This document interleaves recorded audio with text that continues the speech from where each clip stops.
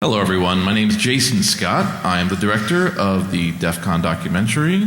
And I'm Rachel Lovinger. I'm the co-producer of this documentary.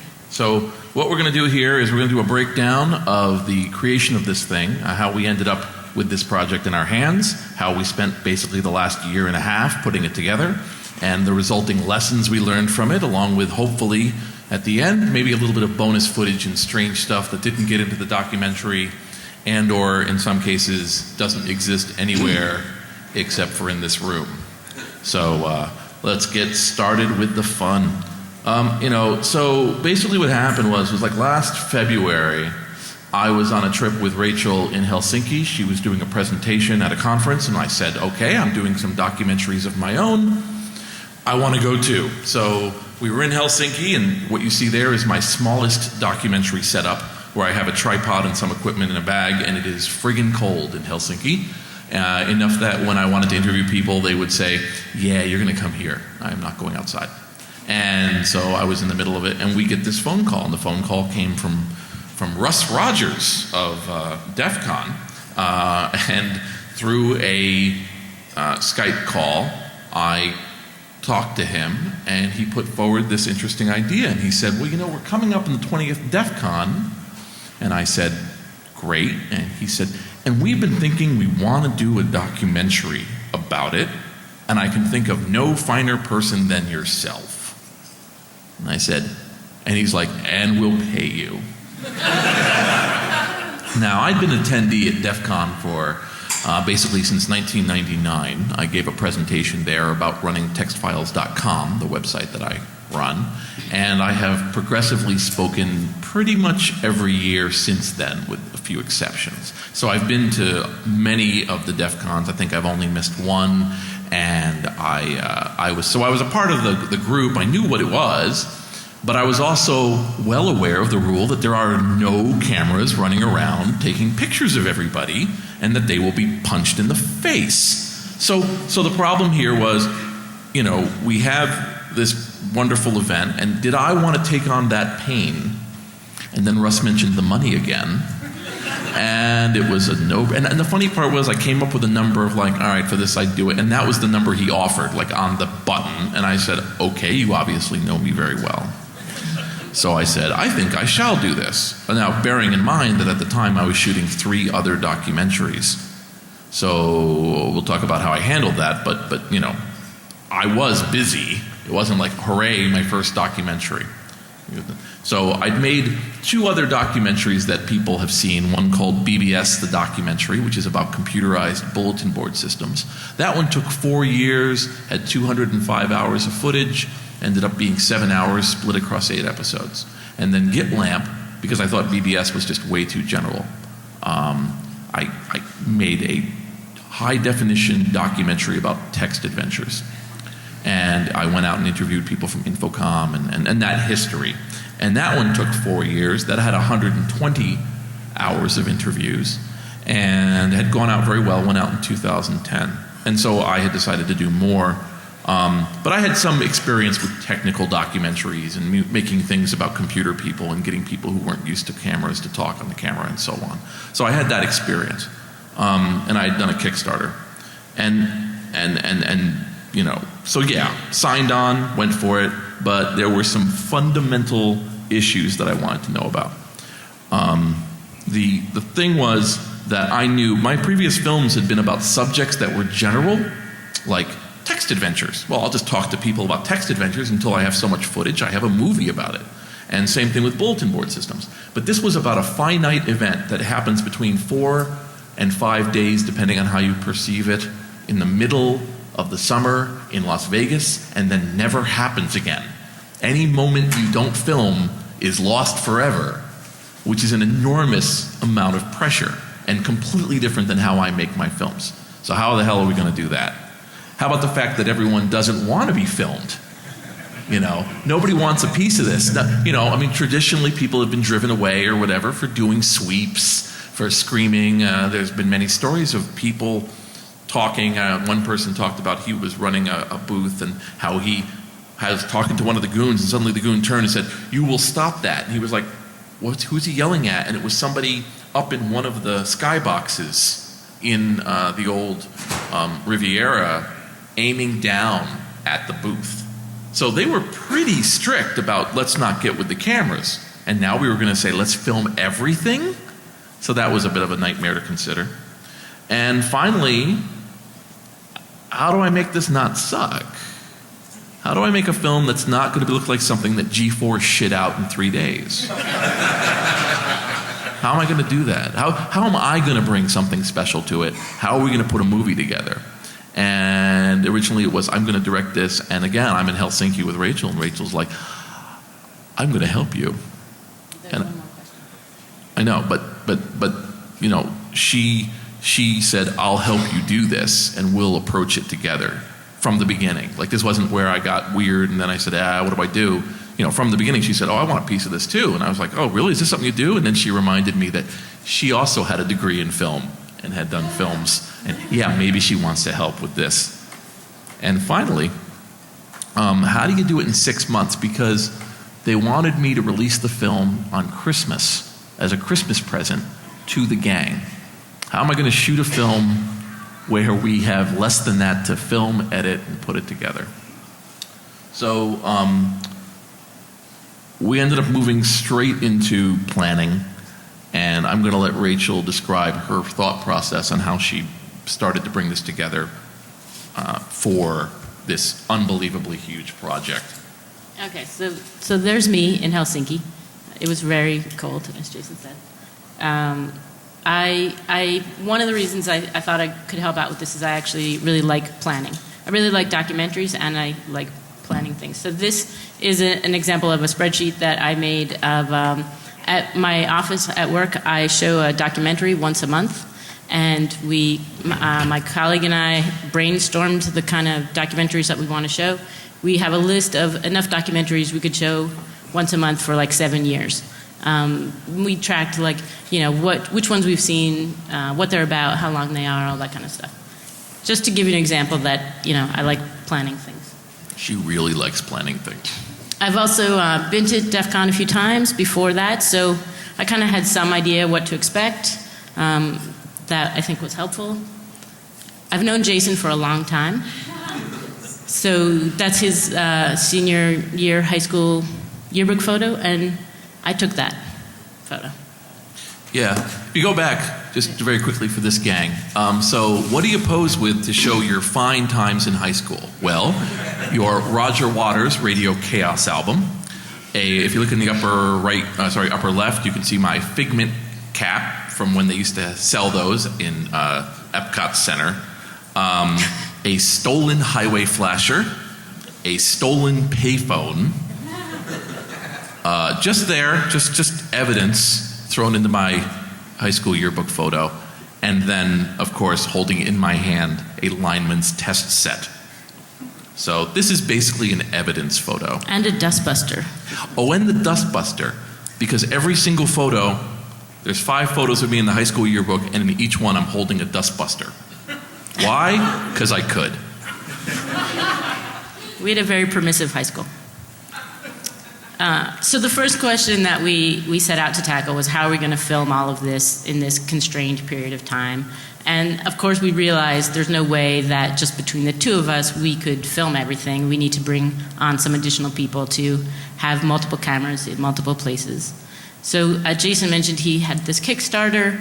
He put out a call to his Kickstarter backers. Yeah, so the Kickstarter backers thing. So here I'd made this thing called the Jason Scott Documentary 3-pack. I'm going to make 3 documentaries. Will you fund it? And I remember that Kickstarter gave me shit at the time. They were like, you're asking for $100,000. You're not going to get that. And also, you don't have any rewards under $100. And I was like, well, my counteroffer is I'm changing nothing. And we're going to put it up anyway. And it got 40 grand in 24 hours. So I knew my audience. And I have a very strong connection to this audience. They know I work hard on these films. They know why I want to make them and what I'm about. And I felt very bad that I might take on this other film. So I turned it around and said instead, guess what? You get another film for the amount of money you put in. And you're going to get some advance notice of some of the pieces in it and everything else. So I had to turn it around into, actually, this is a good thing Plus I get more practice, and in some ways I get more equipment that'll help. So that was how I mitigated it. People were basically excited. Is this where I mentioned the recruitment? Yeah. Yeah, so what I did was, I said, I need crew. If you were supporting a Jason Scott documentary, do you want to make one with him? And a bunch of people jumped forward and said, sure, with no information. You know, yes, I will do this. I think you basically told them, we will fly you out there and it's a shit ton of work. I didn't even tell them that.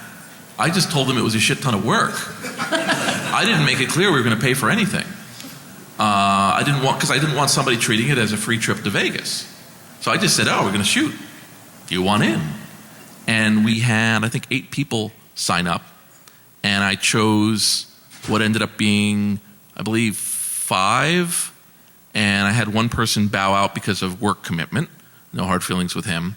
And so I ended up with 4 people from my Kickstarter group who literally the way I met them in a few cases was when they flew here. Anyway, that's how we handled that. We'll come back to them too. Yeah, we will. So once we knew we would have multiple people filming, we started trying to figure out, okay, what are all the things that we want to cover? So we sort of poured through the schedule. We knew we weren't going to focus so much on filming all the talks. A lot of those are filmed anyway.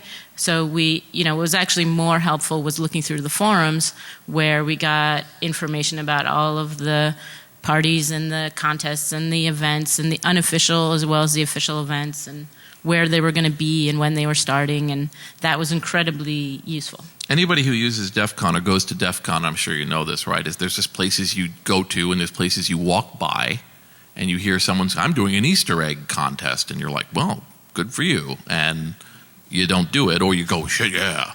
And there's so many people for whom DEF CON is a very limited experience, and so we suddenly had to become the omniscient awareness pack of all aspects of DEF CON 20. Everything from, like, how do they set up the rooms through to every event that was even peripherally being planned in the forums, because some of them are very, very liquid in the beginning. Like, I'm thinking of doing a thing, and I think I got someone tell me it was okay, and we're like, well, got to get him on the list. All right, guy with thing, you may be a movie star soon. So that was a very strange experience to pull that much together. Yeah. So we pulled that all together into this, again, a spreadsheet, and we captured, what things were happening, when and where they were going to be, and tried to sort of sketch out what are the things that we think we want to film about this event to sort of in order to tell that story. And some of these are going to be things that are going to be happening all weekend. So, we know, like, okay, we want to be there when Jeff explains what the tamper-evident contest is. Yeah, and hands out this thing is a fantastic document. So this is Rachel's work.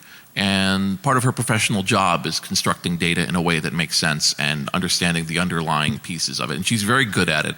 And so we had a real gift here, because if you look at it, there's a color coding to indicate, will we get in trouble if this is not filmed, down to if the camera swings across it, everything's good.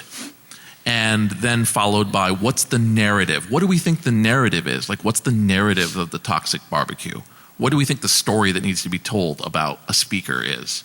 And then followed by, who do we think are the players in the story? Do we know who the organizers are? Do we know who the big people are? And then finally notes where I write, I don't understand anything, and everything else on the side. And this goes on, this we only have one slide, but it goes on for like a dozen pages at least. It's a huge, massive document. And there's also, it highlighted things that we didn't know, and then we would, reach out to Pyro or reach out to Russ or ask people, okay, what's going on with this? Is the beard contest happening this week, etc. Yeah, and so that's how we found out things like the Cannonball Run wasn't happening, and other times we would get surprised and find out that something was happening that we didn't know. But we were this was our secret weapon. One of the secret weapons is this, where is the work? It's like, well, here it was. Here was months of screaming work trying to track down who's this, and what is it. So we had, if you want to say, the Bible that DEF CON doesn't have as to what DEF CON is as a reference document. The Encyclopedia of DEF CON. So that got us about about as prepared as we could about the events. The next question we tried to tackle is how are we going to film everyone, film an audience of people that doesn't necessarily want to be filmed or hasn't traditionally want to be filmed. And we went through a number of ideas. I think one thing, we had an idea at one point to like give out paper masks. Yeah, we were going to give out paper. We proposed things. One of them was maybe a paper mask with, at the point, anonymous, or another one that people could hold up when the cameras went by. And the response from the goons was, no fucking way are you going to give 15,000 people masks. So instead we decided just to make ourselves really identifiable, and that anyone would be able to see us coming and could get out of the way or kind of indicate they weren't interested. So our first idea was we'd get everyone orange jumpsuits. And then we quickly realized that 103 degrees plus jumpsuits equals we have 3 crew members at the end. Yeah, and everyone running around all day in these, we didn't want to kill the volunteers. So we went instead with these nice light mesh orange vests. Well, Jason will show off for you.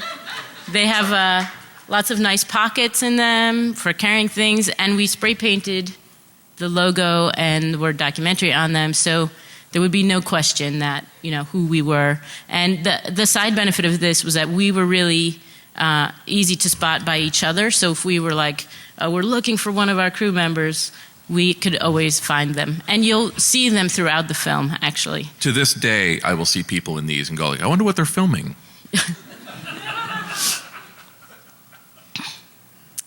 And then we entered the real official pre-production stage. So I want to call out here to Russ Rogers. Right.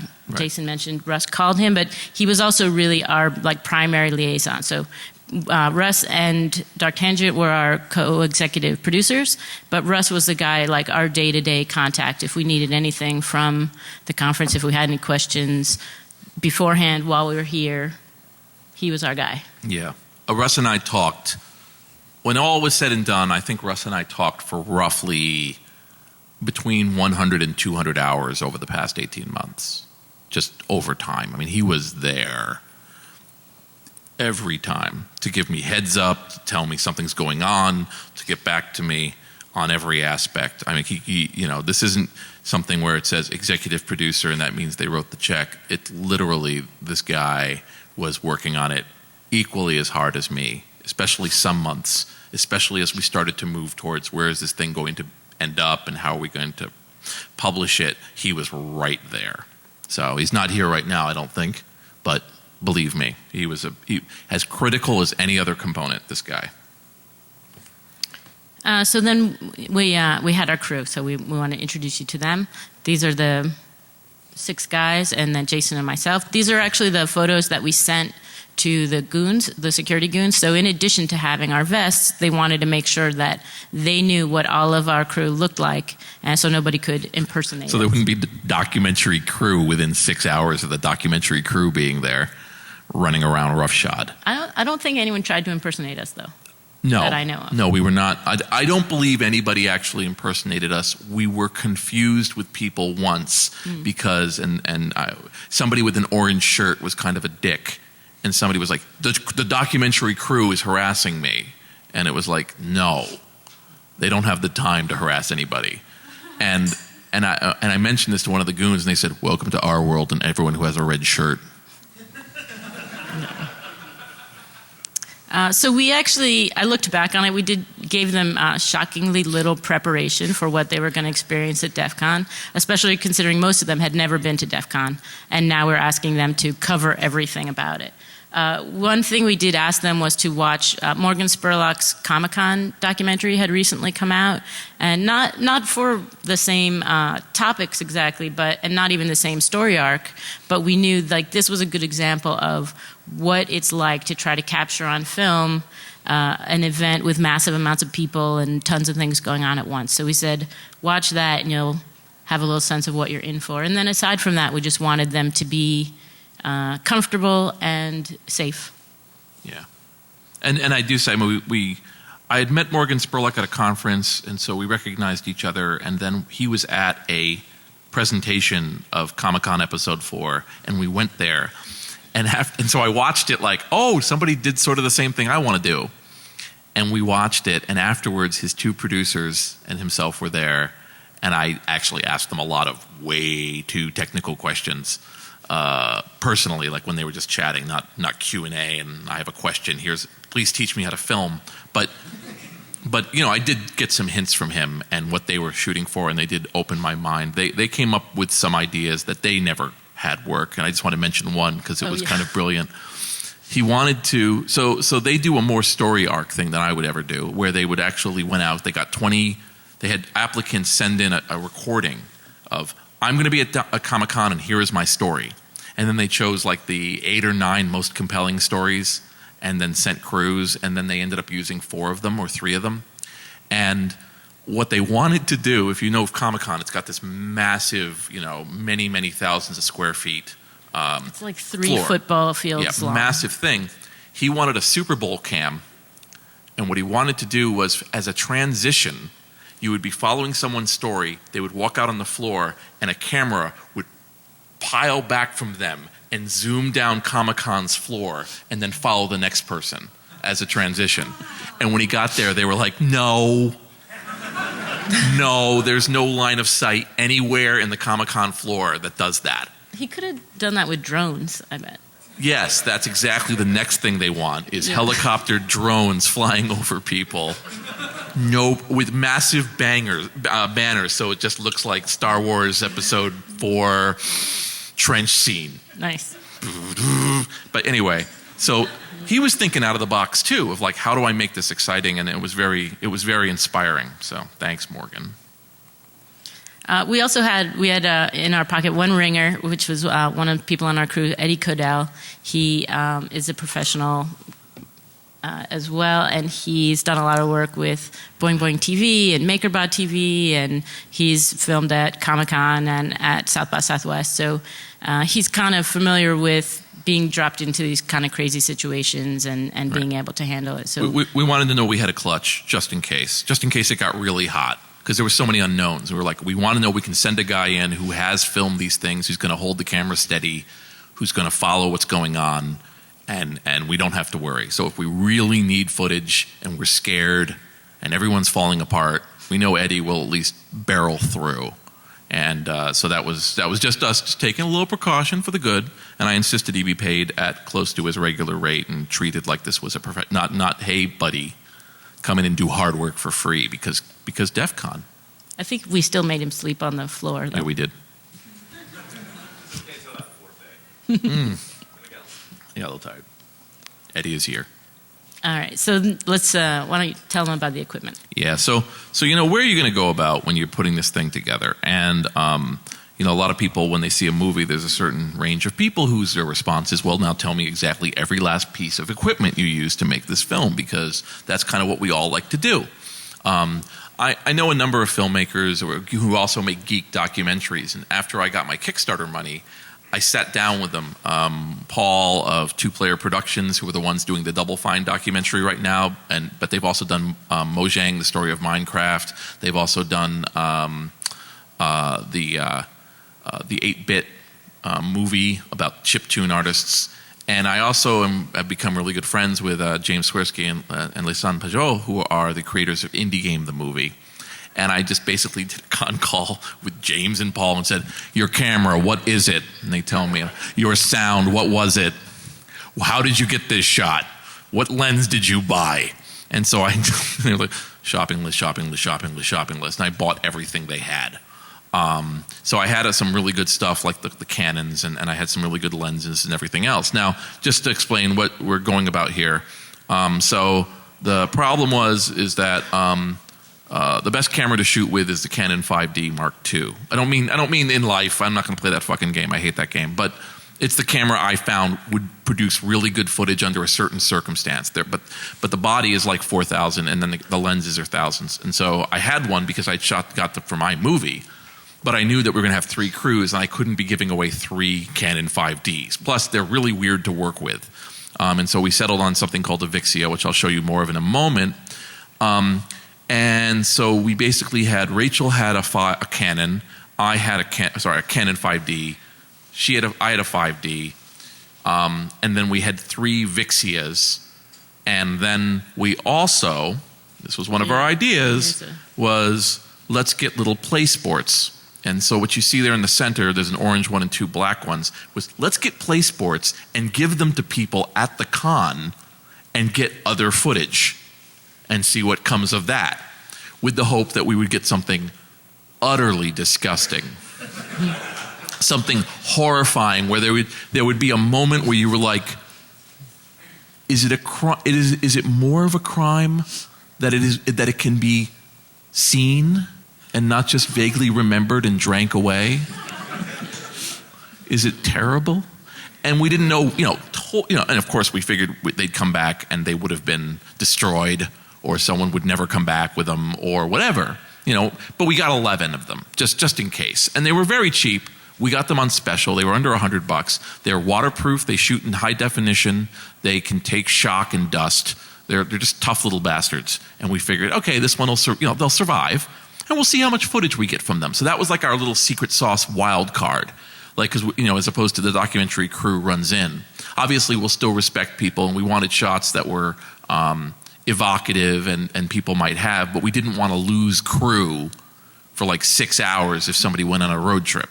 And this also, this lets us be in places where we would never know to be, if we give them out to people. We gave them to like some goons, to some longtime attendees, and like some of the people that that were competing in like the scavenger hunt and some of the other contests where we just couldn't be with them all the time. Right. And so we ended up with, a bunch of these cameras and obviously the lenses and other pieces. And it was all going to be filmed on digital. There's no analog in here. There's no videotape in here. There's no anything like that. And we also have Zoom H4n recorders, which are my favorite recorders. They're little guys. They're really tough as well. And you could do recording with them in all sorts of circumstances, and they go right to MP3. When we let's look at the next one. Here's the setup that we ended up going for, or a variation of it. And what this is this is me at another convention. This is me at a comic book grouping in New York City to test this. I just ran around with it filming. And we have a monopod sitting on these little Canon Vixia G10s that also film high definition. And here I've got an extended microphone, and I'm storing the item in my pocket. We ended up just getting rid of and slimming down and getting rid of the external microphone and using the internal microphone and just having our guys put the microphone right here and try not to get in the shot.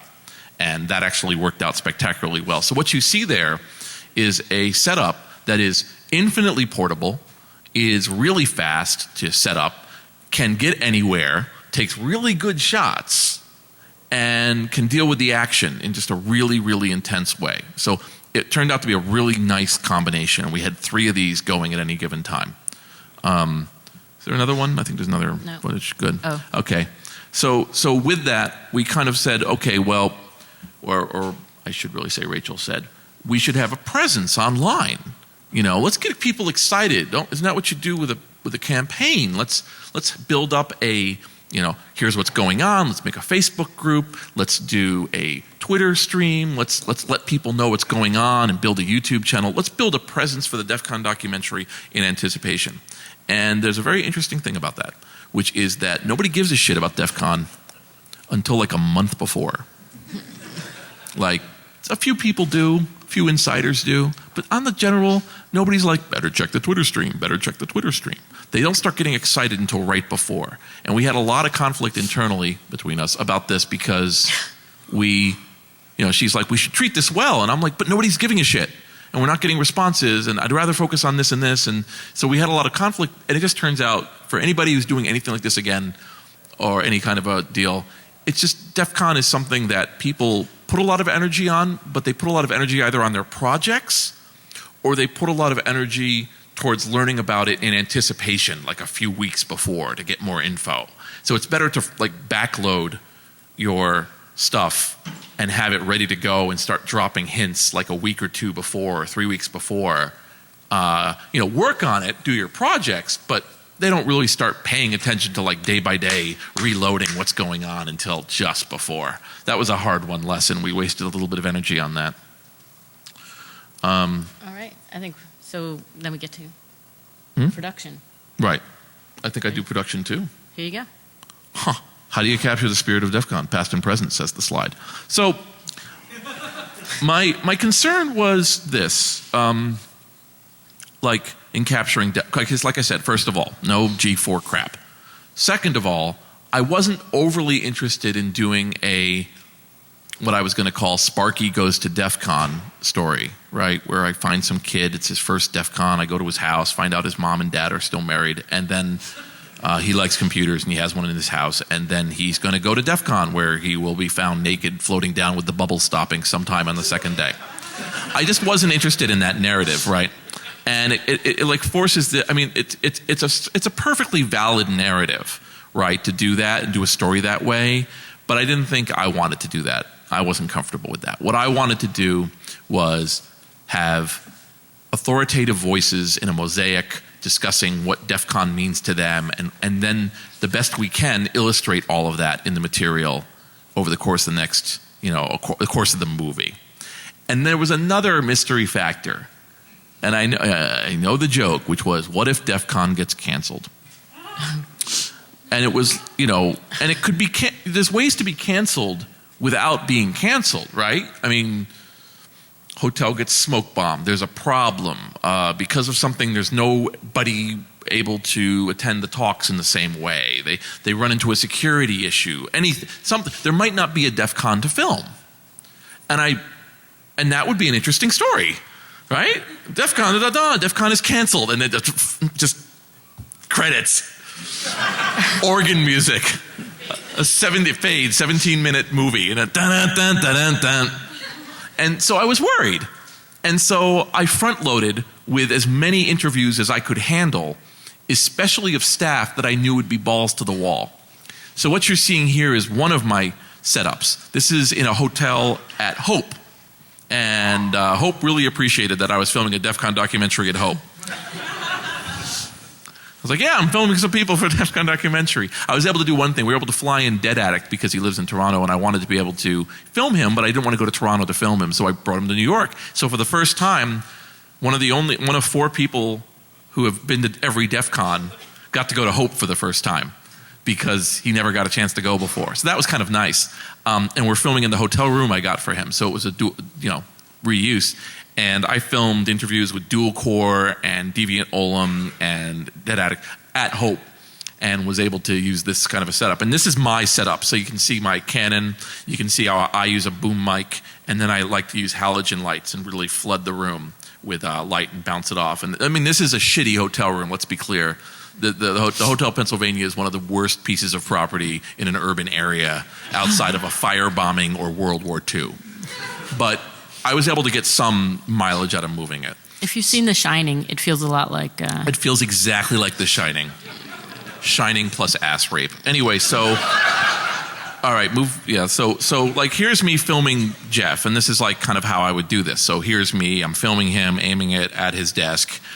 This is one of only 2 locations we could use. The other one was truly unusable. This one had an echo. But I filmed him randomly.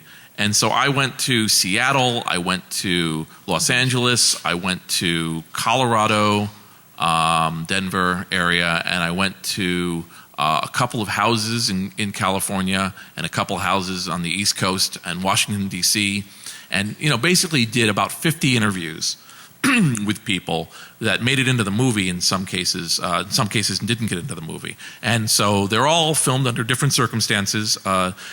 Hacker spaces like Den Hack and 23 and Black Lodge up in Seattle, they opened up their spaces to me and then would have their members come over, and one by one I'd interview them and just do these interviews and try to do my best to make them all interesting locations. And by the time I was done, before minute 1 of DEF CON had started, I had roughly, I want to say, between 30 and 40 hours of DEF CON footage about DEF CON and senior staff explaining why DEF CON meant things to them, what it was about and everything. So I knew I wouldn't have to track those people down.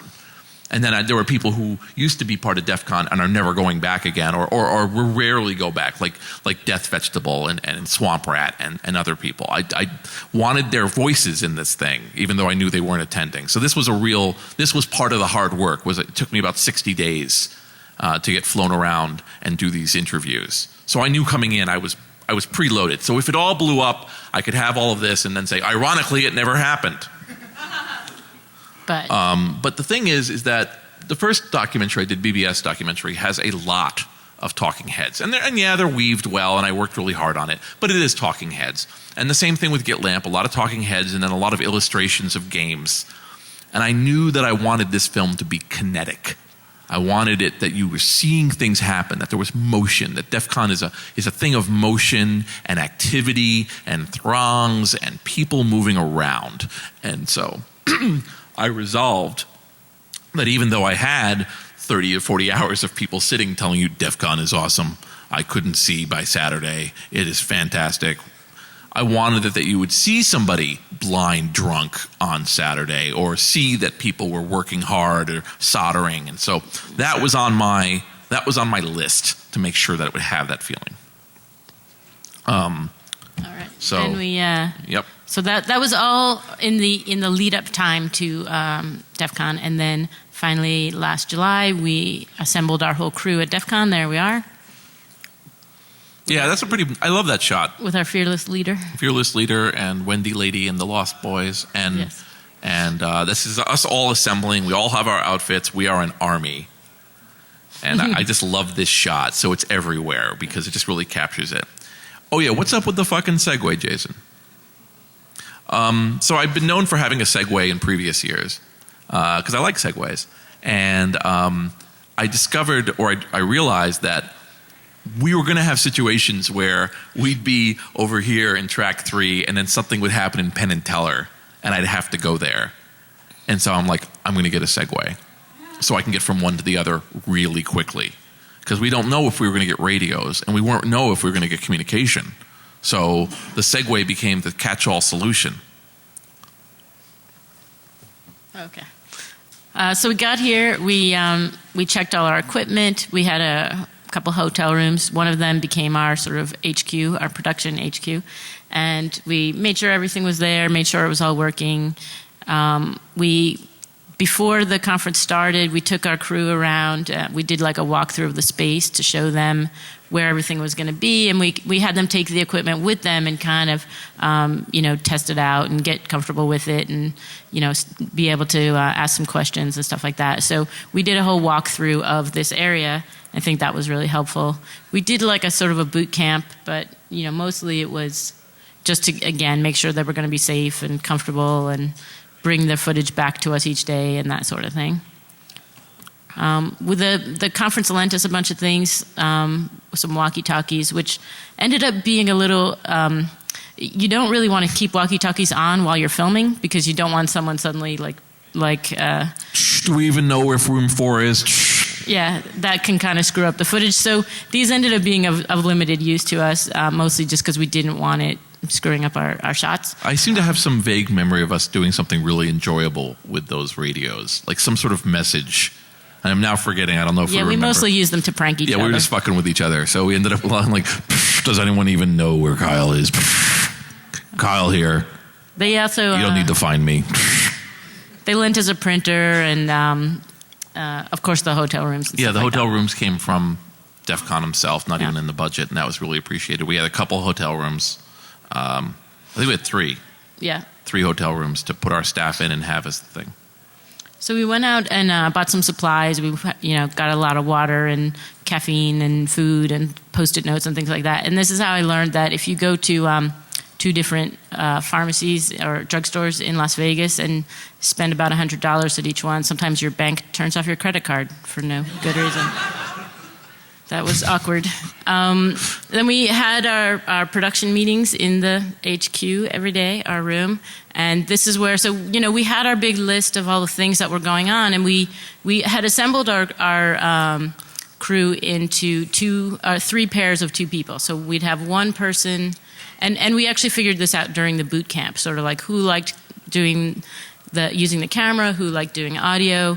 We figured out who was a morning person, who was a night person, and we kind of paired them up, like we paired up morning people together, and we had 3 groups of 1 cameraman and 1 audio recorder, and we... Colors. Yes, we nicknamed them Team Red, Green, and Blue. And each, when we knew what things needed to be filmed each day, we wanted to make sure, is this something you're going to be interested in? So that we would kind of go through, okay, here are the things that are happening tomorrow, who wants to film this? And then we would make up these shot lists for each day, so they knew, okay, at 10 o'clock this is happening and where it's happening. And then we had a bunch of things that were at some point, go by the hardware hacking village and that sort of thing. So there are things that happen at a certain time and things that were just happening all day, but they all had their lists.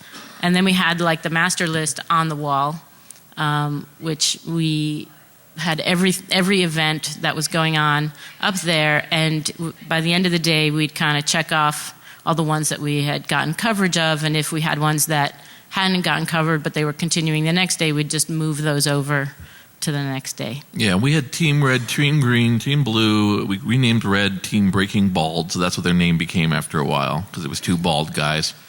And we paired up our least experienced member with our most experienced member. So it was Alex, who had not been in Vegas, been to DEF CON, or done any shooting, up with Eddie, who had done all of that, with the idea being that it would balance out to a reasonably talented person. And actually, obviously, like everything else, Alex learned really quickly, and Eddie worked with Alex, and it went pretty well. And then the other teams, they really worked well. Team Breaking Bald turned out to be a real gift, because these guys were getting up at 8, and they would go to bed at 2 or 3, over and over. And Steve on that team, the camera guy, would just film endless establishing shots of everything. So if you picked up the groceries, he would film the bag, you grabbing the groceries, you holding the groceries in the fridge, the house the fridge is in, the sun, and the town, and then the factory the fridge was manufactured in. And that was a real gift to me down the line, because I would have someone talk in the editing room, and I'd be like, do I have a shot? Of course I have a shot of that. Because there was just shots of room, shots of people, shots of stuff. So each team started to take on a character of what they wanted to do. And it just kind of organically, that part was organic. But as you can see, thanks to Rachel's planning, there was a lot that was not organic. I'm a real improviser. I don't come in with preformed questions for interviews. And yet here, it was like, what is everyone doing? And we knew, as opposed to, you should just walk out again and shoot things and come back. So that's, just for people who see this movie, I'm fractally pulling out here, but I'm just saying, when people see this movie and they see the stuff, they're like, wow, it's because she did this amazing matrix of all these items of stuff, so that we were always aware of what we needed. And that's the real secret hard work that's not obvious on the screen. It's not just, they filmed until they made a movie. It's that's what was really there. So, unfortunately, yes, there is no secret get movie quick scheme. So we also, another part of our HQ, this was sort of like our information hub. Every time the guys dropped off their cards, their memory cards, we copied them onto multiple hard drives to make sure we had many copies of it and nothing would get lost. Yeah, we had 3 hard drives. Every piece of footage went on 3 hard drives. And then when we got it home, we put them in 6 hard drives in 3 locations to verify that we would never lose the footage due to a hard drive going south. And just to understand how much space these things have, the cameras, the Vixias, had 2 32 gig cards in them, and they could record 25 hours of high definition video without having to be swapped out. And the audio could do 36 hours of full audio before having to be swapped out. So even though we did it every day, we didn't have situations where people were like, I'm out of film. So we really, really over-engineered that part. That part turned out to be really good. All right, then we finally started filming. The gang was set out on this really strange journey, right? These guys were put out into this thing. For some of them, they'd never been to Vegas before. For some of them, they'd never been to DEF CON before. And it is really strange to experience DEF CON in God mode, where you have essentially carte blanche to walk into anything. It was a really bizarre experience for me, especially because I'd been there. But for the others, they hadn't even been there. So it was like, you know, try to imagine you walk into a room and people are talking and you're like, well, I think I'll just go on stage. Yeah, this needs me. And I'm going to go sit behind this person and film the back of their head because I feel like it. And then that guy, oh, he's interesting. He's leaving. I'll follow him like a creeper until he goes into the hallway. And it's this thing. Oh, the goon security center. Oh, sure, let's hop in there. Let's go talk to them. What the hell? And so that was like a massive emotional thing for me. But for the others, it was like, okay, I guess I'm going to film this part. You know, they were able to film inside and outside. They didn't, like here's an example of unused footage. We filmed Scotland at the Toxic Barbecue, but you can see here how the setup might be, where they would set up the camera, they're listening to what's going on, and then they're talking to Scotland about the Toxic Barbecue. And so these little setups were everywhere. For me, I ran into an additional bonus, which was I started filming from the Segway. What this did was, this afforded me crane shots to give me the kinetic energy that I wanted in the shots. And the film is loaded with these. These are post-processed, stabilized crane shots, shot all over. And I'm wearing a hat because I tried to make myself even more obvious. Like, I see a weird cowboy hat in bright orange, and what the hell? Oh, God, it's the camera guy. And you know, looking back, I probably should have also had a Steadicam Merlin, which was a weight-balanced thing, but I didn't do that. I would just be driving along and literally go like this, go around people, and then keep going. And that Segway gave me enormous ability. There's a scene you'll see in the movie where it goes around a discussion, it goes around the speaker party on the roof, and you see me just zooming through people like I'm on some sort of weird rails, like right by people's heads. And I only ran over one person the whole con, which was really amazing. I was really surprised. Only once, and it was his fault because he was sitting on the front row with his feet like way, way, way out, and it was dark. And I flew over, and he yelled, and I gave him a red card and kept going. And don't touch my Segway. And anyway, that turned out to be besides being a good transport mechanism, it turned out to be a really good filming mechanism. So it really added to the film. I guess I'll mention here, I believe in tone poems, which is where you look at pieces of work and say, well, why do I feel this when I look at it? How do I create this? And how do I get that feel? And for me, believe it or not, a lot of the tone poem for the movie for me comes from action scenes in Sherlock Holmes 2, Game of Shadows. And if you watch that film, you watch the forest scene, if you watch the fight at the end, a lot of the kinetic sense of that movie I wanted this to have. And so I used that as a template, like kind of a rough feeling of like what would feel like to go through DEF CON, this thing. So the Segway helped a lot. Anyway, so the crew went everywhere, and they weren't afraid to go everywhere. And in a lot of different shots, you will see them, because one crew will catch another by mistake because they're moving around so much. So you can see here just all these different cases where they're filming, and this is in many cases these are screenshots from other team members catching other team members on the way. And you know, I watched Great Improvement. You know, I keep making the joke about Kyle because in the beginning Kyle's like, "Could you please? Would it be possible to interview you to talk about the DEF CON documentary? And I'd like to understand you working on this." And by Saturday he's like, "Yo, sup? What's this thing?" And people just being, yes, I'm working on this thing. And so by the end, they are like an unstoppable information gathering force, like a news program on steroids, just slamming through this place to get all the info. And just, you know, sometimes just miracles of like stepping in and getting a perfect shot of this event happening, like perfectly framed, beautiful. And so Jason mentioned, like, we had some team that was more in the morning and some more in the evening, but really everybody was shooting like we were working from 8 o'clock in the morning until sometimes 2 o'clock in the morning. Then we would go back to the room and have our, debrief and production and planning for the next day. So and I think we got probably roughly like 3 or 4 hours of sleep a night. Right. And one of the things I was very strong about treating the crew with as much respect as possible. So again, we paid for the flights in, so nobody's putting any money in.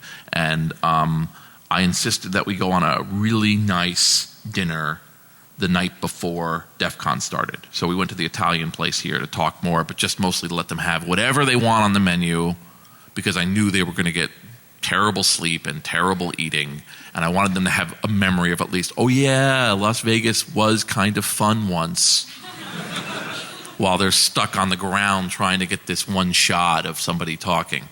I was happy once. I'll be happy again. So I because again, this is the first time I have people working for me in this capacity, and I can do whatever I want to myself. I used to I had filmed things where I'd go 1,000 miles in 4 days. And that's fine. There's only one guy getting punched in the face from that, but I am punching people in the face by doing this. And I wanted them to know I respected them as people. They're not just for hire machines that I can run into the ground and then drop back in the recycling bin when I'm done. They worked very hard. Yeah. Really hard. This is my lovely Alex falling asleep during an interview. And it's very adorable because if you listen to the footage, they're like, "Do we wake him? Nah, just keep talking."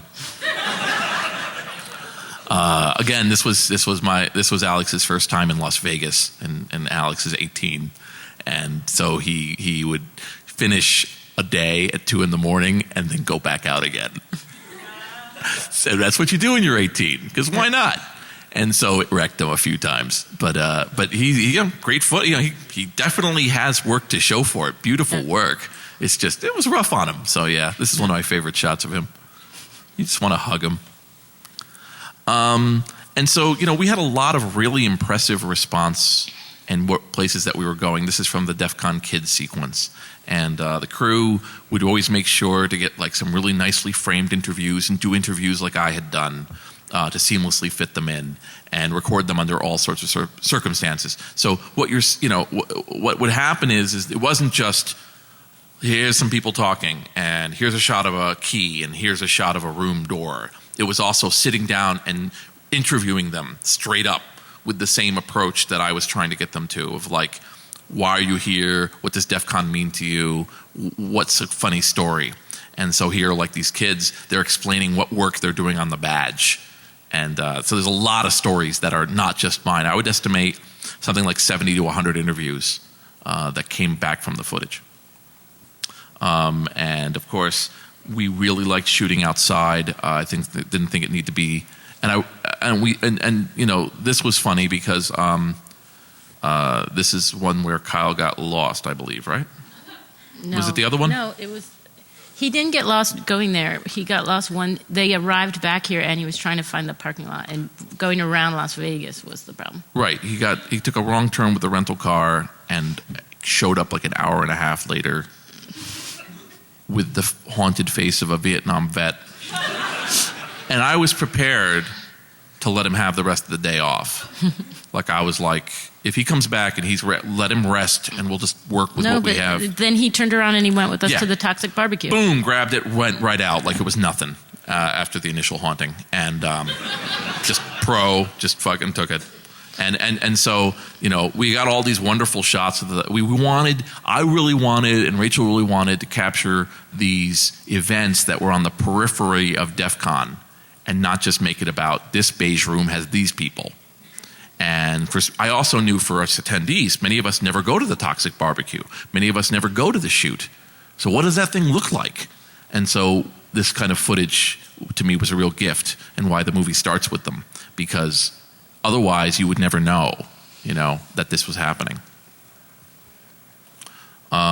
This is interesting because what you're seeing here is you're seeing General Alexander and Jeff walking, but what you're really seeing is a new cameraman, Steve Fish, learning how to do the walk and talk, and the West Wing Adam Sorkin shot where he started just walking backwards through many different hallways with people clearing the way while these two guys talked about DEF CON.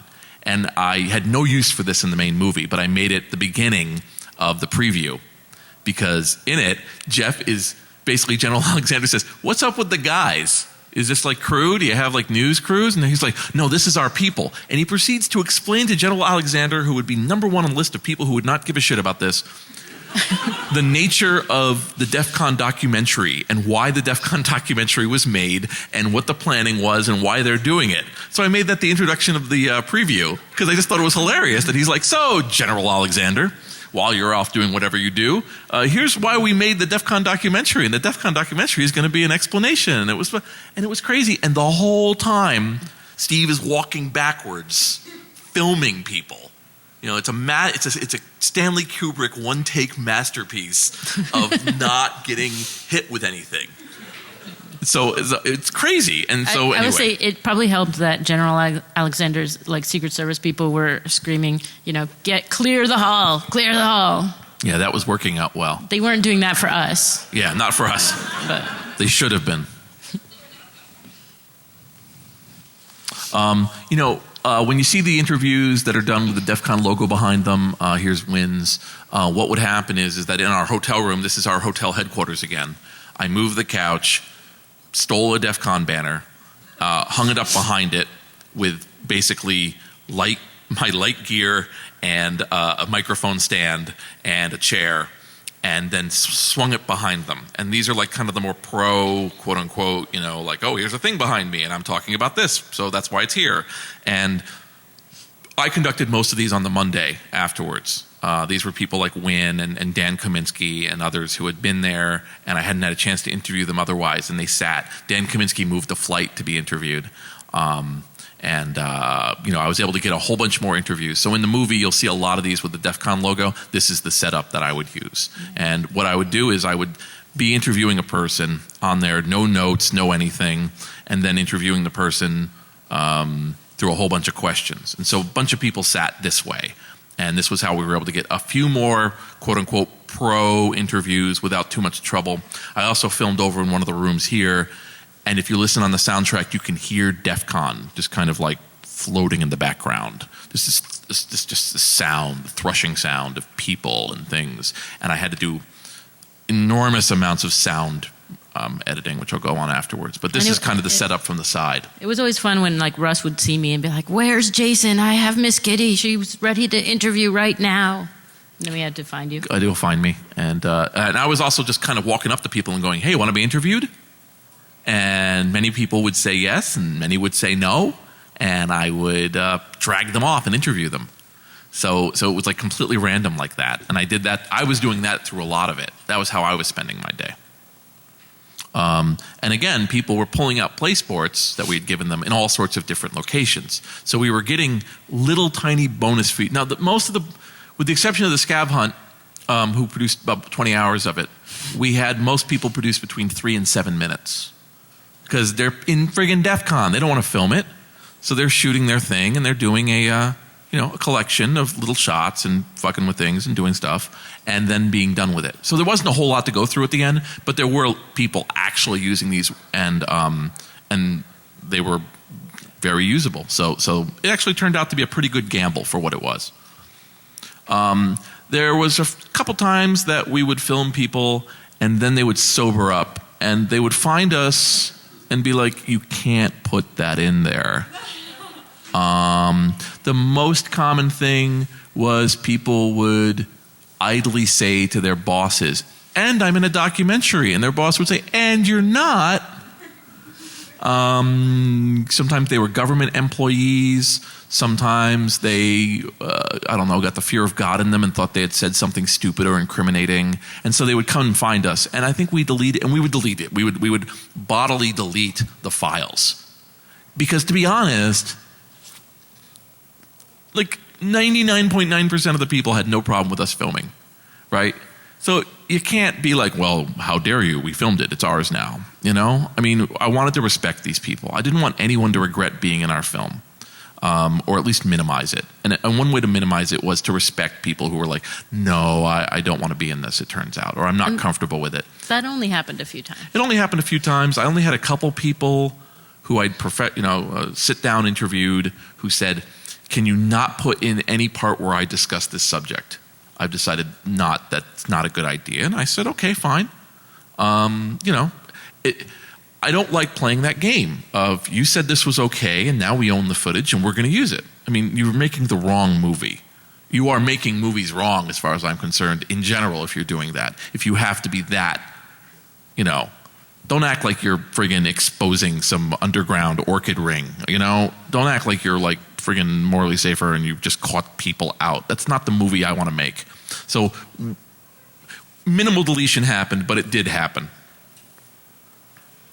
One of the ways you should never, don't do this. I thought,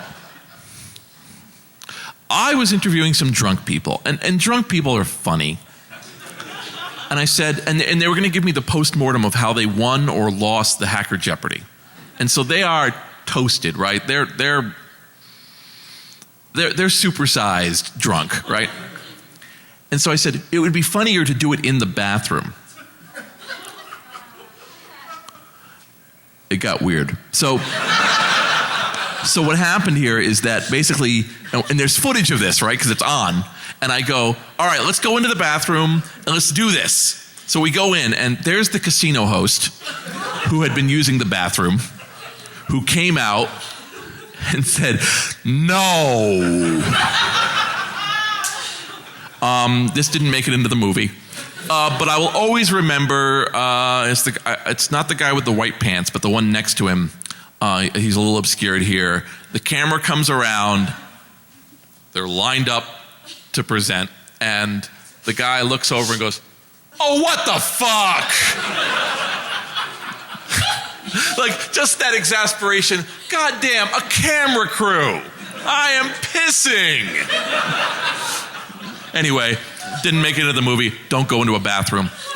The only other time we weren't really allowed to film was because at one point we unwittingly, I swear to God, unwittingly, we wandered up, one of the crews wandered up in the beginning behind some goons who were talking. Like, never approach a goon from the back. And the goons turned around and said, whoa, you can't be filming us with, no. And so we made sure from that point to literally approach them from the front or to film from a distance and not to record them. Because if they're working and they're busy and they're making decisions and they're discussing it and what do we do with this? Even at the screening last night, there was a goon incident, but you didn't hear it, right? Which was somebody decided, well, he was drunk. All right, fine. That's already base level. But he decided he didn't need to go all the way to the bathroom. And so he just pissed himself, pissed the area, and fell off his chair asleep. Thanks for the free beer, Jeff. And a goon had to get up and quietly go over there during this movie while the goons are talking about how hard their job is and roll this drunk and get him out of there. So you don't hear about that. Great place. So the goons are always working like this. They're working on things you don't have to see, and so they asked that we not have their internal discussions. Otherwise, it was free and clear. Free and clear. Best quote of the whole thing was, we had this happen. And so I'm not going to tell you how they were, but so we said, okay, we won't shoot this. The best moment for me will always be where I was shooting, you can see me here, shooting behind RenderMan. And RenderMan uses this slide, which is the Kaminsky problem. I'm always put up across Dan Kaminsky, so I never see his talks, and it's really silly. And he wants to see my talks. I never get to see them live. He doesn't get to see my live. That is the exact moment I realized Kaminsky's on stage somewhere. And Dan Kaminsky, for his bit, is a rather famed speaker, and I considered RenderMan a classic DEF CON speaker, but so is Kaminsky. And I realized that I had aimed all of my team towards RenderMan's talk and had nobody assigned to Kaminsky's talk, which I was not aware of where it was being held. So, and I said last night, this is like the kind of dream sequence. You do this in your dreams, is I'm standing behind somebody at his presentation. He mentioned something, I'm like, I must be there now. And I run off the stage onto my Segway, onto my winged beast, and fly through DEF CON at like 20 miles an hour, like as fast as the thing goes.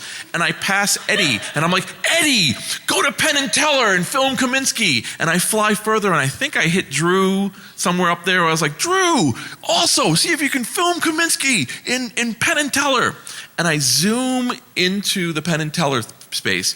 Kaminsky has packed Penn and Teller, and there are 100 people 40 minutes or 20 minutes into his own talk waiting to maybe get into Kaminsky's speech. That's how, for some places, their job requirement is you must see Kaminsky's speech live. I zoom past them like it's nothing. See ya, bitches! Go through the doors, the double Dutch doors where there's Kaminsky's speech in the Penn and Teller room, drop my Segway, run down the center aisle, and jump on stage and get behind Kaminsky and start filming him as if it was no thing. And nobody shot me. I could just do this. Truly God mode. I just wall hacked DEF CON. And ended up behind him. And there's a really funny tweet from somebody going, what the fuck is up with the cowboy? Like somebody is on, like watching this from their room, and they saw the shot with Kaminsky, and they're like, what's up with the cowboy? And then later, lol, Jason Scott. So that was one of my things. Otherwise, this would have never happened. And we ended up using both of them and putting them together in the movie, and we got all these great shots because we had that reactiveness. Eddie came in, started filming, and I actually zoomed back and forth a couple times to get both and get as much as I could of the footage and the goodbyes and the everything else. So it was purely luck, and that he even mentioned Kaminsky at all. Otherwise, we would have missed it. Weird moment. You're welcome. Thank you so much. So our crew, after we finished, we sort of debriefed and found that, they had all been asked a lot of the same questions over and over and over again as they were doing this. So some of those questions were pretty straightforward. A lot of these things up here we've either already answered or will answer by the time we get to the end of this presentation. There were some that were a little bit more out there, so I want to talk about those for a minute. So the first one, people really wanted to know when we wanted to film them, if I agree to be in this, am I going to end up feeling embarrassed for being in this movie? Get rid of it. Yeah, hard to look at, sorry. So, the answer there is, of course, like as Jason was talking about, we did not set out to intentionally embarrass anyone. This is not a kind of movie of like, look at the weird hackers or that kind of thing. So we also know that there's a lot of crazy shit that goes on at DEF CON, and we wanted to capture that. But everybody who was doing stuff like what you saw on this slide, they knew what they were getting themselves into. We made sure of that. People who were here last year, they had these badges. People wanted to know what our badge was, because one of the parts of the aspect of the badge challenge was you could take the human badge and hold it up next to another badge, and they would kind of communicate with each other. And they had a aspect of the challenge was to communicate it with all of the different kinds of badges. So we had a press badge, which was a little bit rare, I guess, to find. And so people wanted to scan them. And at first we found this was a little bit disruptive, like we couldn't get down the hall once people started doing it. And then we realized, well, we could just interview these people. So when people would come up and ask to scan the badge, we'd say, all right, you can scan it, but then, talk to us about what you're doing here at DEF CON. And that worked out pretty nicely. This one was a little weird. We got a lot of people asking us for help. And they would ask directions, they would ask us about the schedule. Somebody came up to me during one of the talks and said a guy has popped his knee and he needs a wheelchair. And I was like, I'm filming a documentary. I'm in no position to do that. And so, we would point them towards the goons or towards other people that we thought we could actually help them. It was a little weird, and the only reason I could think is because we had these orange vests, and sometimes we had the walkie-talkies, and we looked like authority figures. But it's strange to me at DEF CON, where people seem pretty conscious of that. They would just be like, walkie-talkie, authority figure. Like, this guy is wearing silk pajamas, for Christ's sake. Like, this is not someone you should be putting all your faith in. Speaking of those vests, there was a lot of interest in them. Not too many people wanted a roof vest, but people did want... Everybody wanted the roof vest. Well, yeah.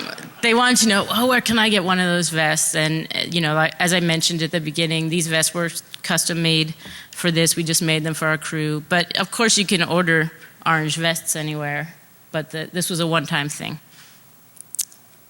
A lot of friendly people at DEF CON offered our crew drinks at all times of day. Most of the time we were like, we're working, thanks. No, thank you. Well, maybe later. Sometimes towards the end of the night we were known to accept a beer or cocktail, or in this case a swig of homemade absinthe. But I guess... Two words that need to go together. Yes. So it was very, very friendly, and I guess we're lucky that nobody roofied us and took our vests. No, there's a great footage. I had to watch every second of footage. So there's one footage with Eddie that I love, which is someone's like, "Jason, I have no choice." Hand comes out, beer leaves, goes behind camera. I'm sorry, Jason. It all worked out. A lot of people suggested we should make this documentary every year. No comment. But in the end, we didn't break anything. We didn't lose any of our equipment. We didn't lose any of our footage. We didn't get in too much trouble. I think it was a success. After we were done, we took our crew out to relax in Las Vegas for a couple days, like a day and a half. They got a day. They got about a day after that. We basically said, we have no requirement for you for Monday. And so I'd made sure the rooms were booked from Monday to Tuesday morning, and that they would fly out on Tuesday, so they could have a day of their own. They did go-karting and went out to eat and went to places, and we went to Peppermill and just generally got to see Vegas, because again, for a couple of them, this was it. This was their first time in Vegas, so we took them to the Encore and Peppermill, and I took them over to Luxor just to see it and everything else, just so you could actually get your head up out of DEF CON, and there's actually a Vegas here, so. Just a little gift. We're at 1:08. Okay. Just so you know. Wow. Here, So you can do this. So just as a thing, we're going to go through this. We're going to show a little bit of footage at the end. But if you have places to go, totally understood. And we'll do this until they kick us out of the room. But anyway, so editing and finalizing. So now suddenly I ended up with all this footage. Now, how do you put it all together? At one point, Rachel said, "How are you making the plot of this?" And I'm like, "Here's how you do it." And this is literally what I drew in the restaurant. And this was my plan. And she was not happy. But the way that I approach these things is pretty straightforward. I tend to take all the footage and I watch all the footage, and then I put clips out. I go render man, I don't get nervous before I speak. And it'll be like, that's what it's described. And there'll be another one going like, shot, walking from here to here. Or it'll be like, guy starts to get angry but then realizes who we are, or things like that. So there'll be like shots and things, and I start to put them into a classification, and I start building up these little sequences where I'm like, here's a bunch of people talking about there's lots of drinking at DEF CON, or speeches are hard to put together, or I'm here to meet people, or these people are my family.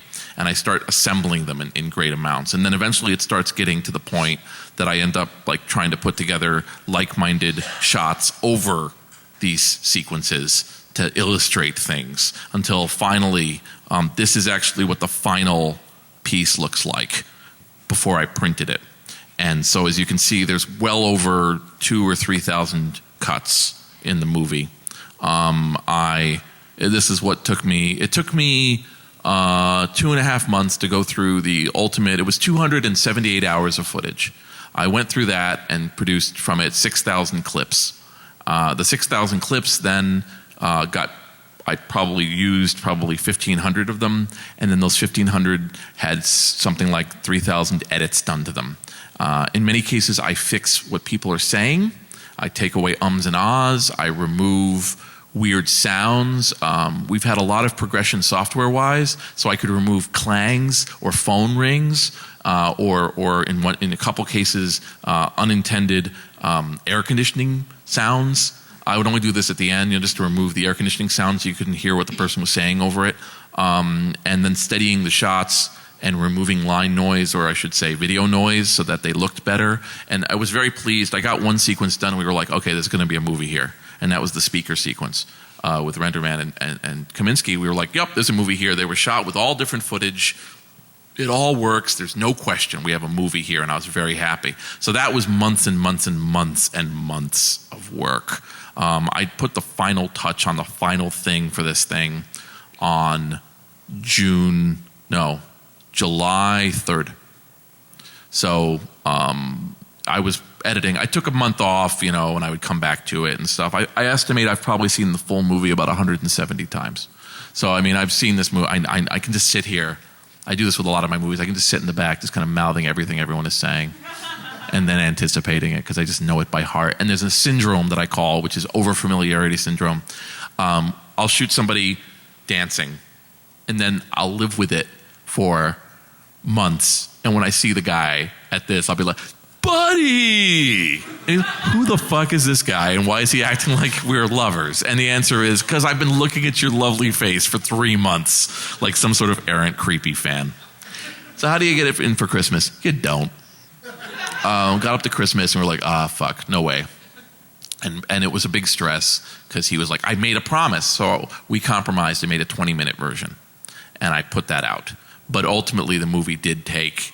considering that the movie was more footage than I'd ever dealt with before, and the previous ones were like over a year of editing, the fact that I was able to edit it in about 9 months is crazy, and an enormous amount of work.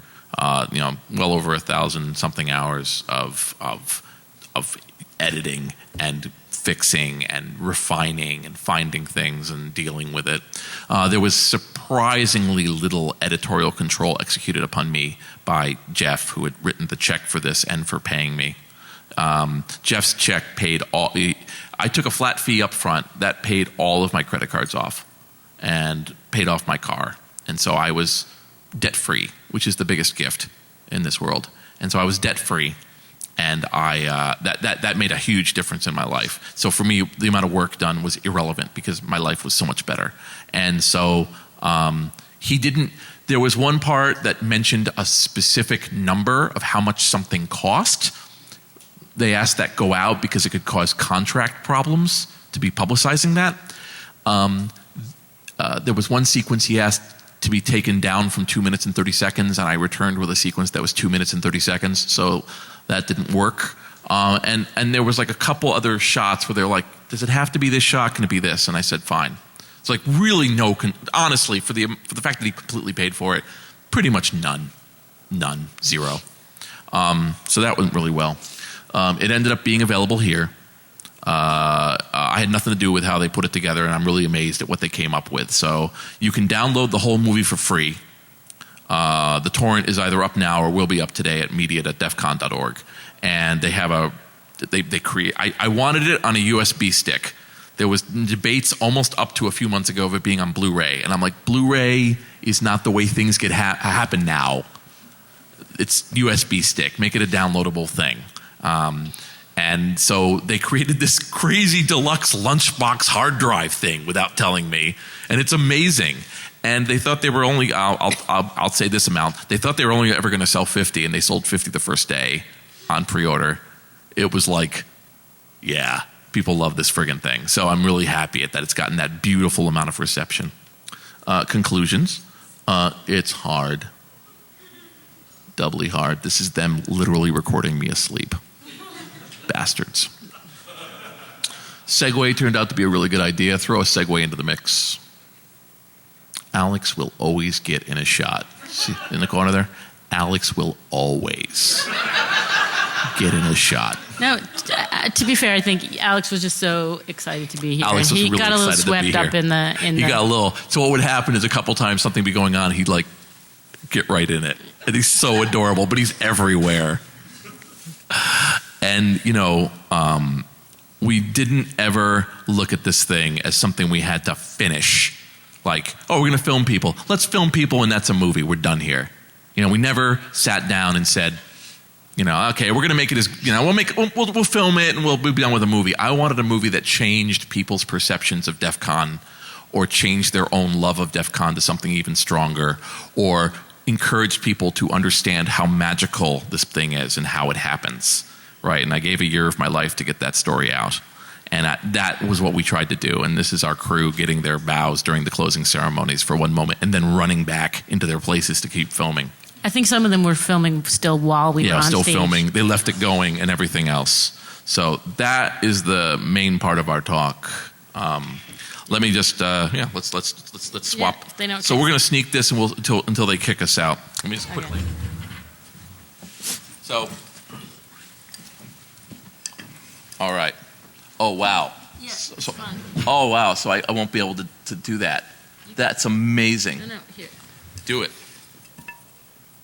They're all in. Nope, not that. All right. Wait, here. This is exciting. Do this. You drive. I'll point. All right. Which one do you want me to start with? All right. Let's do this. It's like karaoke. I know, it's exactly like karaoke. Click on extra bits. So that, yeah, that one on the right. All right. So let me show you an example of something that's wonderful and beautiful, and I didn't use it. It would be top left, the first one. It's actually been really awesome. I've met through the people who've been going before me. I've met a lot of other really interesting, awesome people. I'd go to dinner with somebody and find out later that, you know, it was somebody extremely important that I had no idea. They just forgot to mention or something. But sorry, I'm getting a little excited. Just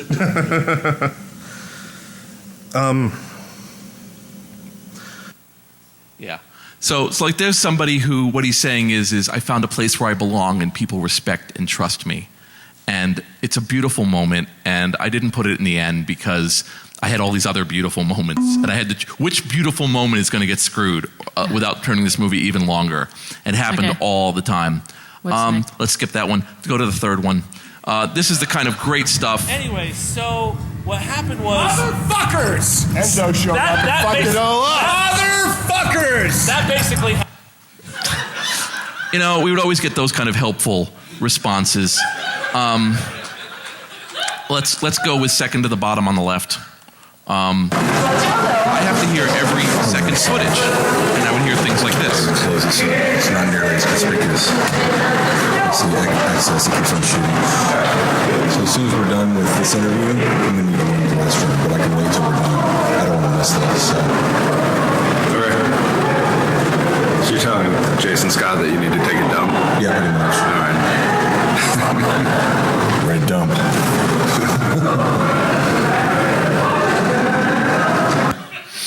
You know, and you have to listen because you don't know what you're gonna miss. That was the red crew.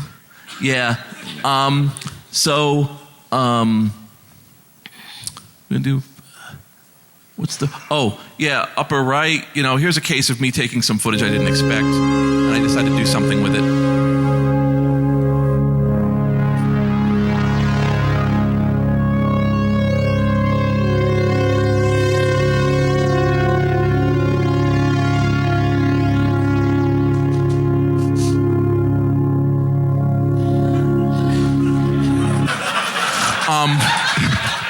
A very special moment. Yeah, let's do the professional thing. Remember, he says some of the most emotional, meaningful things. Sorry, I don't know what's happened here. Nuts. That's good. Go ahead, do it. No. Do it. Bring it on. Turn it up if Now you can. it's dead to me. Just bring your phone into the camera. He looked at his phone to see his notes on how he was going to do an answer, We're making it right there. and we just destroy him. We have the same Oh phone. my! Oh, this part here. I made the most friends when I was working the scavenger hunt. This was DEF CON what is very important to me. I feel scavenger strongly about hunt it. changed my lift. Sorry, I'm tweeting. Sorry, I'm tweeting. Are you tweeting that the DEF CON documentary crew is making fun of you? I'm tweeting. Demetri. Come to 874 for verbal abuse. Demetri. My vest. I'm gonna hang it up on it. Oh, is that Jason's phone? Scandinavian Hunt Whatever. He's charged my lig. Penis. Heart. Well, I was going to tell you some things that you may not realize. All right, well, bring it up to me. All right. Bring it up. Great. Are you ready? Yeah, I'm ready. Let's fucking do this. I am so ready. I want you to think of this interview as a scrotum that you were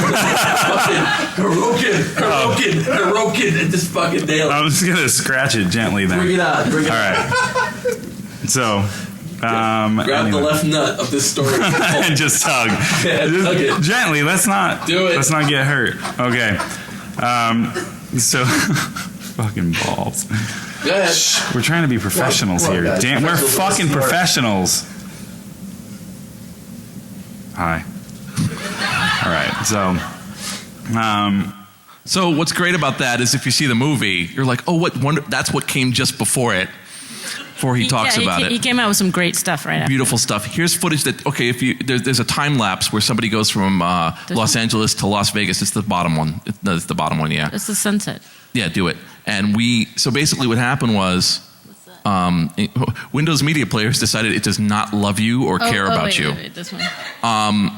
So what happened here was that basically I ended up with this beautiful time lapse, and then I had this other one here where somebody sent me a beautiful time lapse of the sundown at the Rio.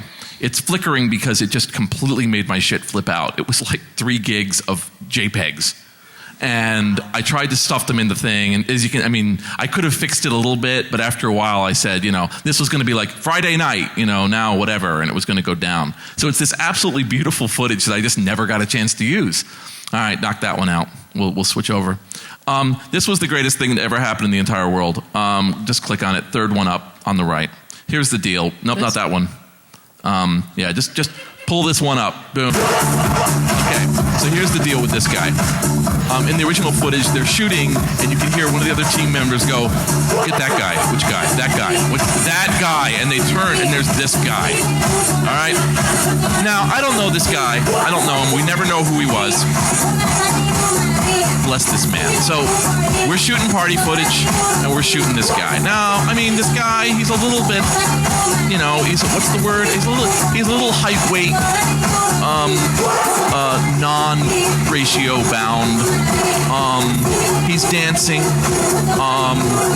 and he's listening to this music, and he is dancing, and he doesn't stop.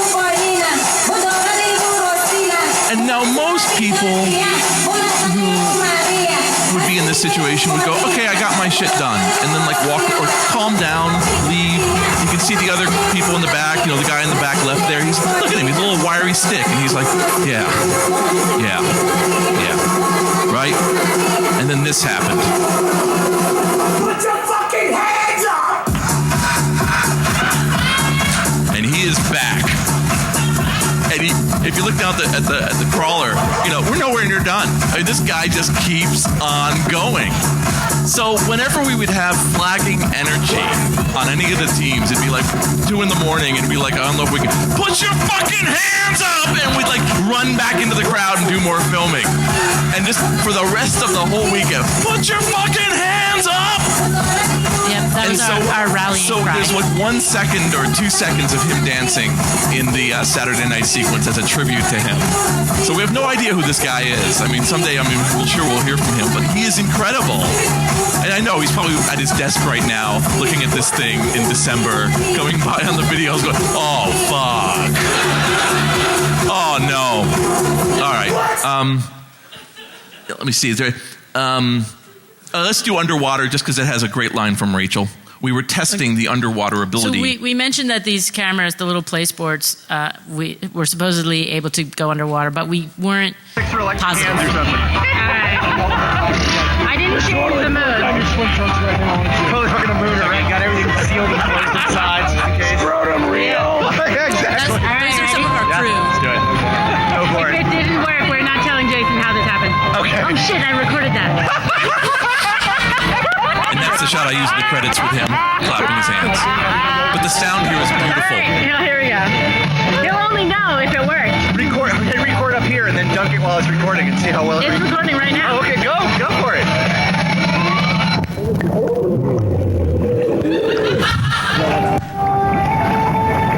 It didn't turn off.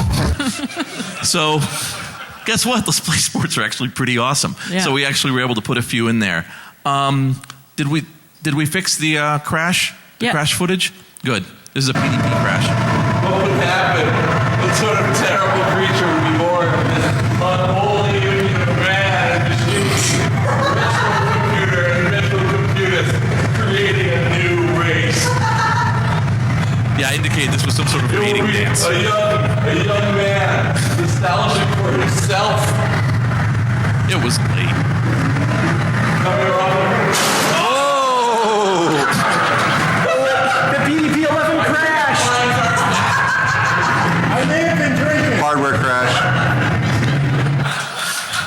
That's one of, like, we definitely found time to pop that. Why don't we go up, out? Let's go into one of the bonus things.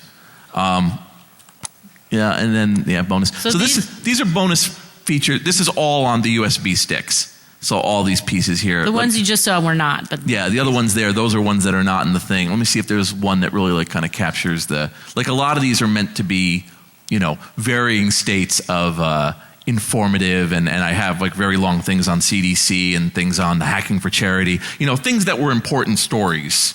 And then there's, yeah, I know you're like porn Santa, but let's make him the last thing. Wait. Okay, so down one, and to the right. There you go. Then there's this. Then there's this story saved for all time. All right, so we had went to the New York, to that terrible Asian restaurant they have in there, that terrible Chinese joint, and I had Mongolian beef, and then we went back and threw the party in the room, and so I got a little bit too drunk, shall we say, and at the end of the night, as everybody was, as the party rolled down, I ended up in my bathroom, in my bedroom, and I just lost all of it. Just like, it looked like somebody grabbed a big old plate of Mongolian beef and just threw it around the entire bathroom, and it was awful. I mean, while it looked like it was just normal Mongolian beef, of course it didn't smell that way. So, we wake up the next morning, and I'm intending to clean it up, but everyone was like, let's go get breakfast. We'll clean it up after. So as we're rolling back to the hotel, and we're walking up to the hotel room, and this poor maid, the look on her face was awful. She walks out of the room, and she looks at us because she knows we have the hotel room. She's like, someone in there go blah. He's so bad, I go blah. Like, we made the maid at DEF CON vomit. I feel so bad for this poor lady. I think we handed her $60 or something as a tip.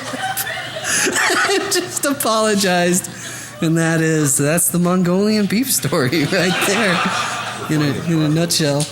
The air conditioning in the room was on. Oh, yes. And I came up to offer you water because you've been thrown up. Oh, yeah. And he's sitting naked in his bathroom. Yes. And I'm like, you want some water? Fuck you. No, you want fuck me. And Oh, yeah. The AC had frozen, and the smell was awful, and I was just sweating bullets. Naked, laying in a pile of my own vomit on the floor. Yeah, that's woo, yeah, that's a high moment. And you were gonna let me walk out of here without that golden footage. You were just gonna be like, I had a good time and I threw some parties. DEF CON was good. For some reason I stopped going. Goodbye. Congratulations on 20 years, Jeff. I support you. Very good. What's the only thing that happened at DEF CON? What I love about that is at that moment you can hear there's like 12 other people in the room because I'm going through this whole crowd, and they're all trying to stay as quiet as possible while he tells this disgusting story, and then they just lose it as soon as I start talking. Let's do the upper right one, top quality production. You're like, you need a blooper reel, right? All right, blooper reel. One of the things that I don't know. Quality production. I look forward to seeing this in the film. Yeah, seeing that exact thing in the film. Yes. Yeah, but are there principles? And oh Jesus balls! I told you it's the quiet one. It's the quiet one. Watch. It's the Metrolink. It's the quiet ones that always kill people, though. Oh, that's the Chicago train. Have fun in Chicago on Wednesday. Not that I know anything about the train nor anything about here.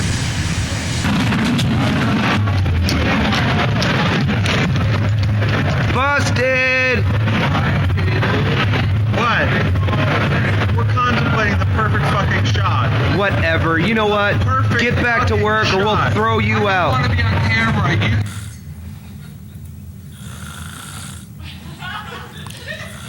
Not creepy at all. Good shot here of the room and, us putting things together and doing stuff. And then, you know what this needs? This needs a close-up.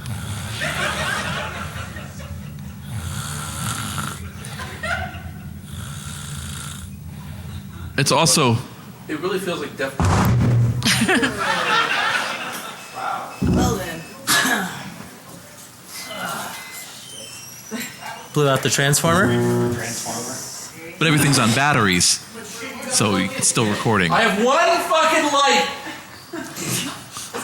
I'm a nice guy, but sometimes I'm not a nice guy. And I'm just like, shut up. It's not my... You can hear giggling. That's Russ giggling in the darkness. I just didn't want you to break a cord. No, that is awesome. You know what the best part is? I have that completely on camera. Yep. Holy balls. I use balls a lot. Okay, so... Oh, yeah, Porn Santa. The epic story of Porn Santa. Oh my god. Wait, what do you got there? We got random porn. And we gotta follow porn sound. Yeah, exactly. Ho, ho, ho. Yeah, porno! Never found out the story there. That's some DEF CON porn.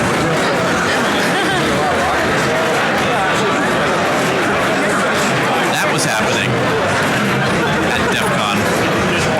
I also like it because you do get a sense of vendor area and how much of a throng it is.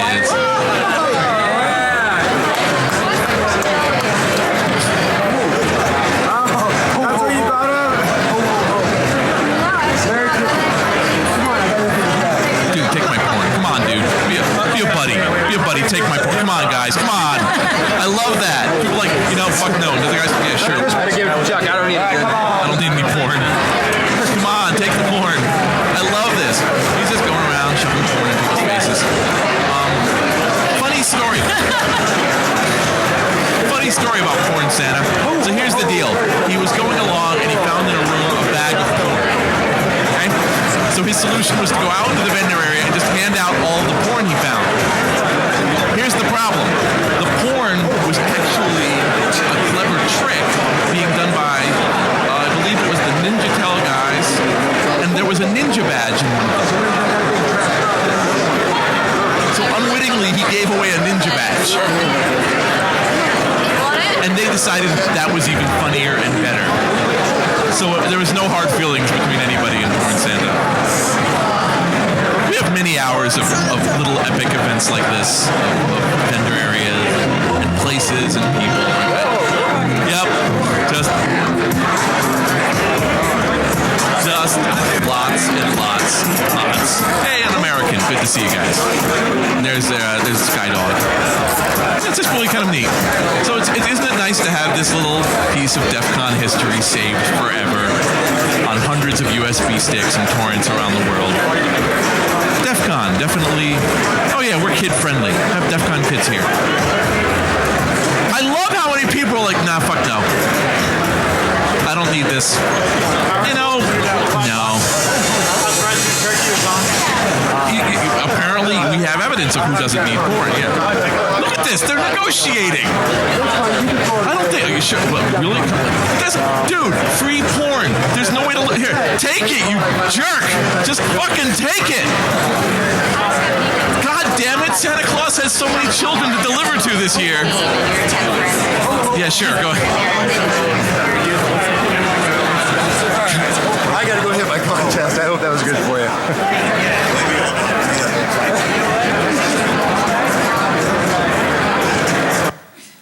The epic journey of porn Santa. People are now coming in. I think it's respectful to like clear the room for the next crowd. So again, thanks so much. If anyone has like a burning question, I'll answer it right now if there is. Anyone have a burning question? They're like, what you did? The screening is tonight at 8:00 in track 3, I believe. Either it's 2 or the 3. track that Hacker Jeopardy is not happening in, but it's at 8:00 tonight. And we'll screen the whole movie and even answer some questions afterwards and maybe play a little other bonus footage if people are still up for it and have a good time. Was it worth it? Of course it was worth it. It was a wonderful time. Rachel and I had a lot of fights over many things and a lot of screaming about getting this and that done. But I think at the end the product speaks for itself. And I think that we have a really special piece of work. And without, Kyle and Drew and Alex and Rick. Can we get them to come up here? Yeah, Some of our any of crew my are crew here members, today. just come on up and say hi. Just come up and wave. You can do it. You're smart people. Stage, get on the stage or we won't be able to see you. So here's our gang. Lovely Alex. So here's our gang who are here. And Drew was here yesterday for the premiere, but he had to go back to Hawaii where he lives now. And Rick is busy in Florida. But it was without these people, without Alex and Rick and Drew and Kyle and everyone else, we wouldn't have it. We wouldn't have this movie. No way. So thank you so much. Do you want to say anything, Rachel? Nope. Okay. All right. Well, thank you so much for sitting through.